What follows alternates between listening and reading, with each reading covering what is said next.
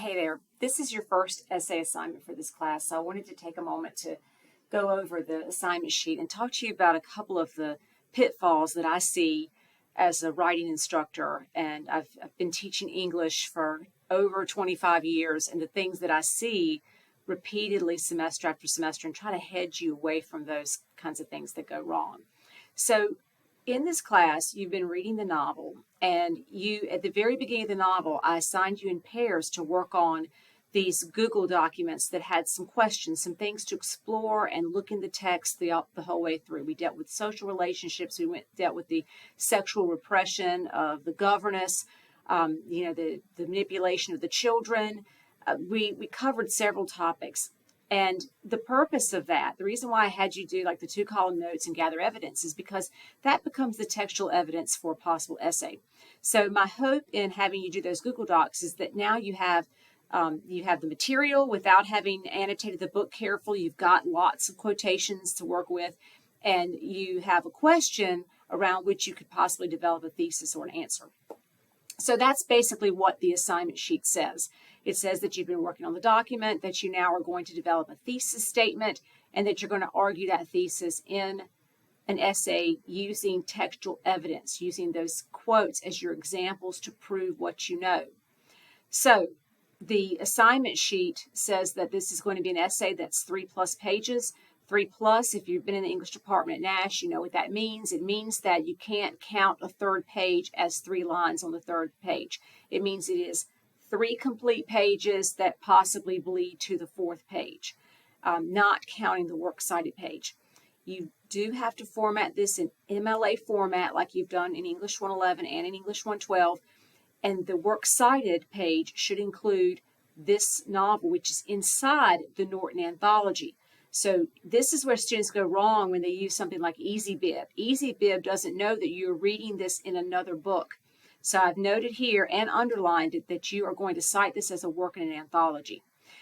If you have an idea, it's also not a bad idea to go to NC Live and see what other critics have said about your idea, like the governance and sexual repression. I actually have been reading this version. I've been reading Turn of the Screw from the Norton Critical Edition of this book. I have not been reading it from our textbook. The Norton Critical Edition actually has critical essays at the back, and I'm still going through those to see if any of them might be relevant to you, and figure out how I would get them posted to you if they were. That's one of the reasons why I'm trying to arrange for us to have a meeting in person as a group to kind of go over any misconceptions we have or ideas that you had that you kind of want to float out there and see, did everybody else think this? Sort of like you would if you were in a book club.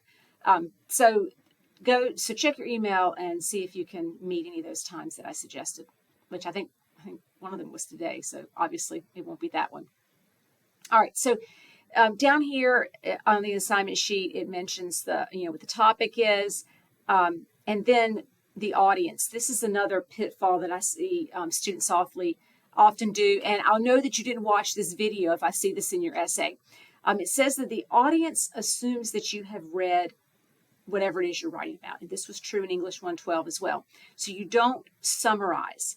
You just talk about, you just give us a context. For example, if you were talking about a movie with somebody, you'd say, remember that part where, the guy, his head got cut off?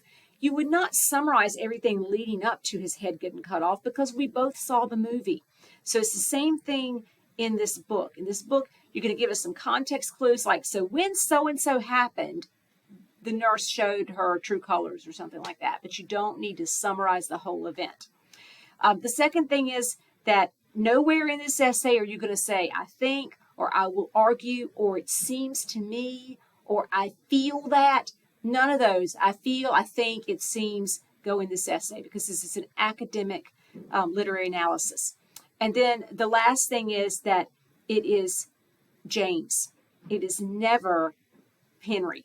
Okay, you don't refer to these people by their first name. I've read so many essays about Edgar Allan Poe where the student went on and on about what Edgar did. It's always the last name. Okay. And then the last thing that I want to talk to you about, which is probably the most important thing, is that thesis. And again, that's why I want us to meet and workshop those thesis statements together. Because some low-hanging fruit that I'm really worried that students are going to go for is, are the ghosts real? You cannot argue, are the ghosts real? Because Henry James deliberately made that ambiguous. He doesn't want you to be able to determine if the ghosts are real. So you can't argue that. You can't argue why Miles got expelled from school. That's ambiguous.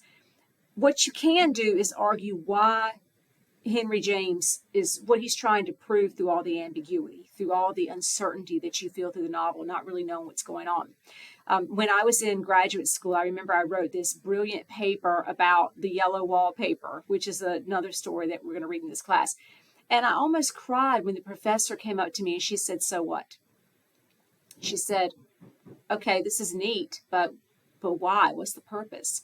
And from that, I learned that any time you do literary analysis, you have to come back to why did the author do it? So what? If the governess is sexually repressed, so what? If Miles is manipulating the governess's naivete, so what?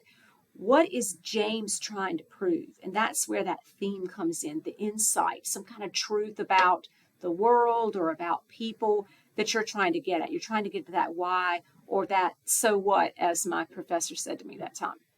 Okay, the essay is due March 9th. Again, check your email, look for that doodle poll, and see if there's any time that works for you that we could all talk to each other. All right.